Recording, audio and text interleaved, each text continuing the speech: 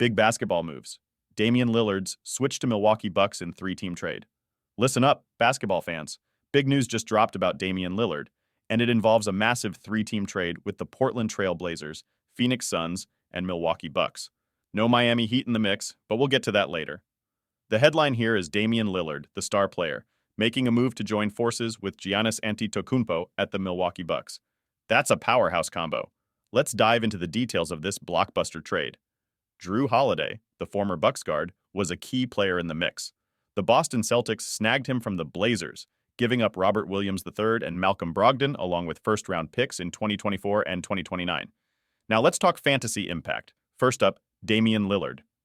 I've been saying he shouldn't be underestimated, and now that he's settled in Milwaukee, I'm even more confident in picking him in the mid to late first round.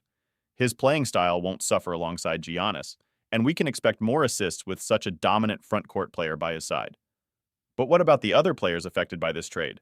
DeAndre Ayton, the big man, moves from Phoenix to Portland. He was 57th in my rankings, and he's still a solid choice, maybe a bit less shiny due to increased competition. Keep an eye on his efficiency and potential for a 20-10 season. Now, Scoot Henderson, the rising star at point guard.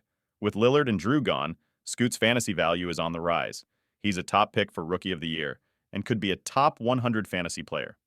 His role is secure, and he might take on more scoring responsibilities. For other players like Anthony Simons and Chris Middleton, there are changes in the air. Simons might see a boost in assists, but Middleton could face a hit in usage with another scorer on the team. And Derek White, who was a starting point guard, might see a downgrade to starting shooting guard. Don't forget about Giannis. The Bucks are getting an all-NBA player in Lillard, and I don't expect Giannis to lose his first-round status in fantasy leagues.